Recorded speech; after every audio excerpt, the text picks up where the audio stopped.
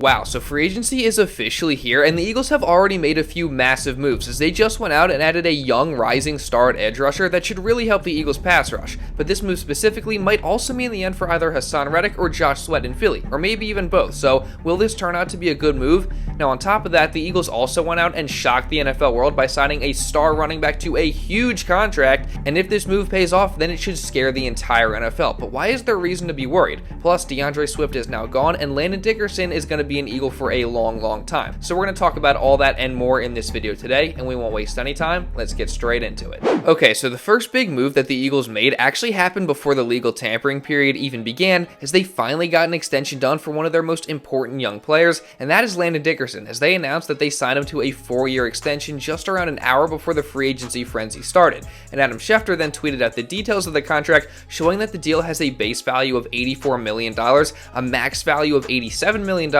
a total guarantee of $50 million, a signing bonus of $20 million, and an average of $21 million per year. And he also noted that this new deal, at least for the time being, made Landon the highest paid guard in NFL history. So I'm not gonna lie, I'm definitely a huge fan of this move. I mean, there's no secret that this was one of the Eagles' top priorities this offseason, so it's great that they were able to get it done, and Landon also does deserve this type of contract. He's a 2-time Pro Bowler and one of the best guards in football, and he's still only 25 years old, so he's only going to get better from here. And with Kelce retiring, the Eagles need to make sure that they're still able to solidify the rest of their offensive line for years to come, and extending Landon helps to do that. And also, I do have a very good feeling that Landon's going to end up being one of those guys that plays here for a very long time and becomes a staple of the Eagles organization. I mean, he has the on-field ability, and I also wouldn't be surprised if he started to slowly step up more and more as a leader with Kelce now gone. So congrats to him, and drop a like down below for that. But Landon's extension was far from the only big move of the day for the Eagles, as the legal tampering period began shortly after this, and things got so crazy. Now, shortly after we got this great news on Landon Dickerson, the legal tampering period began, and then we got some not so good news. As heading into free agency, one of the big question marks in terms of what the Eagles would decide to do was at the running back position. Now, I and many other Eagles fans were of the opinion that the Eagles should try and re-sign DeAndre Swift to hopefully a multi-year deal, because Swift obviously was just coming off a career season in his 1 year with the Birds where he rushed for over 1,000 yards, and he was also a clear difference maker in the Eagles offense, despite the fact that I don't believe that the Birds fully utilized him correctly. So I still thought that he had another level to reach in his game, and I wanted that to be here in Philly. But sadly, that's not going to happen, as literally the very minute that the legal tampering period began, it was reported by Adam Schefter that, quote, Bears are expected to make a major push to land Eagles free agent running back DeAndre Swift per sources. He is expected to be a primary Chicago target with free agency now open.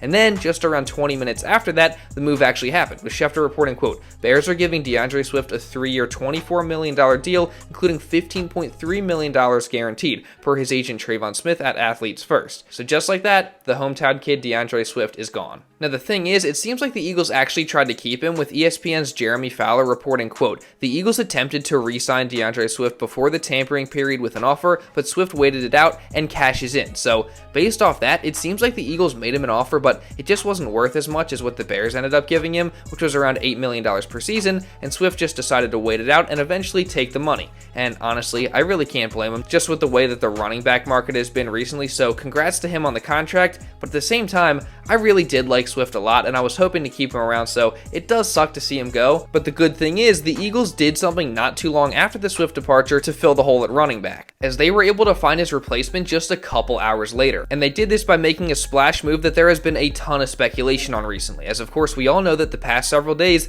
there have been tons and tons of rumors connecting the Eagles to Giants star running back and free agent Saquon Barkley. I mean, there were a bunch of people saying that the Eagles had interest in Barkley, then there was reports saying the interest was mutual and Barkley wanted to go to the Eagles as well. Then the Eagles became the betting favorite to land Saquon, and then fast forward to today, and there were tons of reports throughout the first few hours of the legal tampering period saying that the Eagles were showing heavy interest in Barkley and they were very real contenders to land him. And now all those reports ended up being true, as Saquon Barkley is a Philadelphia Eagle. After Adam Schefter reported, quote, former Giants running back Saquon Barkley reached agreement with the Philadelphia Eagles on a 3-year, $37.75 million contract that could be worth up to $46.75 million and includes $26 million fully guaranteed at signing per sources. Barkley now beats the franchise tag starting number and has a maximum average per year salary of $15.833 million, which would be second highest for a running back in NFL history. Now I gotta say, this move is absolutely insane, and that's for multiple reasons. One, and definitely the most obvious one, is that Saquon Barkley is one of the best running backs in the NFL. He has been for his 6-year career with the Giants, as he put up 7,311 yards and 47 touchdowns in that time.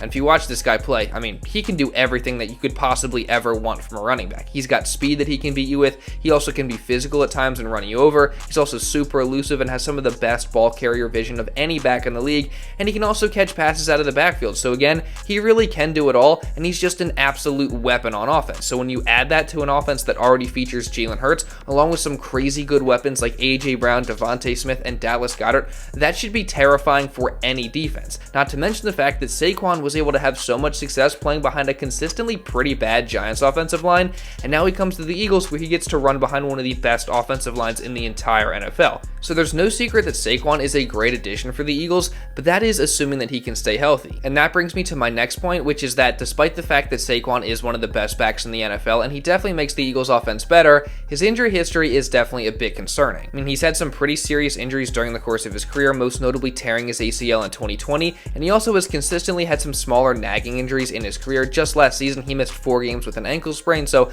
that's definitely a problem, especially when the Eagles decided to pay him the kind of contract that they paid him. I mean, let's just think about how crazy this whole thing is for just a second, because all I've heard for years is how Howie Roseman just doesn't pay running backs. He just does not do it, and that's on top of the fact that the narrative has become that you don't need a top-tier, high-paid running back to have success in the NFL, and that's why you've seen the running back market get worse and worse over the years. So that's what makes this move so shocking for the Eagles, because they clearly broke that narrative that they don't pay running backs, and they did it by paying a 27-year-old guy with a lot of wear and tear on his body a huge deal that's going to be at minimum over $13 million a year and $26 million fully guaranteed, and the contract lasts over the span of 3 years. I mean, by the time this contract is up, Barkley's going to be 30, and out of all the positions in the NFL, we know that running back is probably the one that starts to fall off the quickest. So this is definitely a gamble by the Eagles, there's no question about it. I mean, they're relying on Barkley staying healthy, which he really hasn't proven that he can do that, but who knows, maybe getting him off that garbage turf in MetLife and putting him behind a good offensive line will actually help to keep him healthy,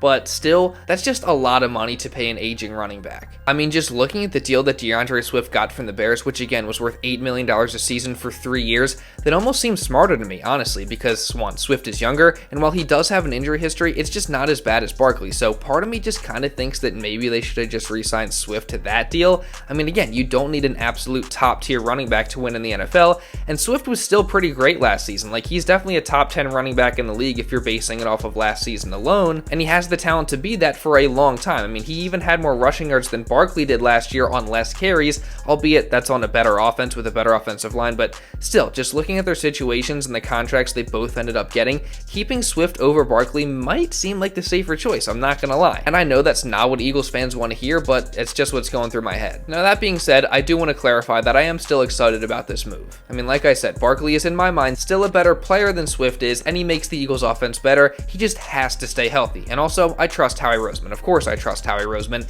and maybe he's thinking that Barkley could have a similar effect that Christian McCaffrey had with the 49ers. I mean, when the Niners got him, that took their offense to the next level, and we've seen them have a lot of success with him already. I mean, they just went to the Super Bowl, and McCaffrey was a massive reason for that, so hopefully Barkley can come to the Eagles, have a similar effect, take their offense to the next level, and help them get back to the Super Bowl. And I will say something else that's a positive about this deal is that, again, assuming Saquon stays healthy, it gives the Eagles some stability in the running back room that they haven't had for a couple years now. And again, a healthy Saquon is one of the best backs in the league, so putting him on this Eagles offense with all these weapons in that offensive line should scare the NFL. So all that being said, what do you guys think about the Eagles signing Saquon? Do you like it? Are you a bit concerned about the contract or his injury history? Or just give me your thoughts down in the comments. Now, getting back to the early stages of Eagles free agency, the Birds went out and did something not too long after losing DeAndre Swift that I think many of us were actually expecting, as in the past few days we've had a ton of reports linking the Eagles to Jets star free agent edge rusher Bryce Huff, and people were honestly talking like Huff to Philly was pretty much a done deal before free agency even started. So I think, again, many of us expected that move to end up happening, and it did, with Adam Schefter reporting, quote, Jets free agent defensive end Bryce Huff is signing a 3-year $51.1 million deal with the Philadelphia Eagles once free agency opens, per sources. The deal will make Huff the highest paid non-QB undrafted free agent in NFL history, per sources. And I gotta say, I'm a pretty big fan of this move. I mean, Huff is a beast who has continued to get better ever since coming into the league in 2020 as an undrafted player. I mean, he's earned a bigger and bigger role as the years have gone on, to the point where he's now a guy that can rush on every down, and these past 2 years, he's been particularly impressive in the roles that he's been given, as in 2022, he had the highest pass rush win rate in the league, and he was second best in pass rush productivity, and then in a bigger role in 2023, he was third in pass rush win rate, and second again in pass rush productivity. And Huff also had a pressure percentage of 20% last year, which is better than some of the best guys in the league, along with 10 sacks. Plus, Huff is just 25 years old, and he should only continue to get better. So overall, this is just a great signing. Huff should be able to come in and make an immediate impact on this Eagles defense, and also the contract is not too crazy. But this move also does signal that something else is about to go down in Philly, because at the time of the Huff signing, the Eagles have him, Haason Reddick, and Josh Sweat all on the roster at the same time, and you know the Eagles aren't going to be paying all three of those guys big money when only two of them can start. So the Huff signing pretty much guarantees that one of Reddick or Sweat is going to be on the move this offseason. Now, we obviously know the whole situation going on with Haason Reddick and how he's looking for a new extension, and the Eagles are allowing him to gauge the market currently. And then on Saturday, the reports came out that the Eagles are also shopping Josh Sweat, as he has just 1 year left on his deal. So I guess we'll see what happens. I think Sweat would be cheaper for sure to keep around, and he's also younger, so I may lean towards keeping him. But Reddick is also the better player, so I wouldn't be mad if they decided to keep him over Sweat either. But what do you guys think about this? Now, in addition to the Huff pickup, the Eagles also went out and signed another edge rusher. This one is smaller framed linebacker in Zack Baun from the Saints. And this is an interesting pickup because he's not a big name guy or somebody that the Eagles will, or at least should be, relying on next year to play a massive role, but he should be a guy that's able to come in and be somewhat effective in a limited role. Last season with the Saints was his first season as an edge rushing type of linebacker, and he recorded 30 tackles along with 2 sacks and 1 interception. So again, not crazy production, but he's going to contribute on special teams and could potentially be a nice rotational piece for the pass rush. That being said, what do you guys think about the addition? Now, free agency has obviously already been crazy, with the Eagles making multiple huge additions, and trust me, Howie Roseman definitely is not done yet. There's going to be plenty more moves made by the Eagles within the next few days and weeks, so make sure you subscribe and turn on notifications so you don't miss any of that, because we're going to be covering it all. But just to close out this video, I wanted to talk about something not related to free agency, as over the weekend, something massive happened that I just haven't gotten the chance to talk about yet, and that is Fletcher Cox retiring, as he announced on Sunday that he had officially retired from the NFL, and that made me, and I'm sure all other Eagles fans, pretty sad. I mean, Fletch is a legend. He was one of the best defensive tackles of his time. If not for Aaron Donald, I mean, he would have been the best defensive tackle of his time, and he's been a staple of the Eagles organization for a very long time. In his 12 years, Fletcher racked up 70 sacks, was a 6-time Pro Bowler, a 4-time All-Pro, and a Super Bowl champion, and he apparently announced to the team that he was going to be retiring in the locker room after the loss to Tampa Bay in the playoffs, but he just made it official and public this past weekend, and it sucks because, again, Fletch is a legend. He was still producing at a pretty high level, and he's a fantastic leader, so losing him is definitely a big blow. He's for sure one of my favorite players of all time, and he's without a doubt earned his retirement, so good luck, and thank you, Fletch, for everything. Now, I'm going to be covering all of free agency and the whole Eagles offseason right here on this channel, so if you don't want to miss any other videos just like this, talking about the Eagles and covering free agency and just all that, make sure you subscribe, and also really, really importantly, turn on notifications. Also, while you're at it, drop a like down below to help show some support, and leave a comment down below just regarding anything I talked about in this video. What do you think of the Eagles signings and free agency so far? And also, if you want to watch another Eagles video, you can check this out right here.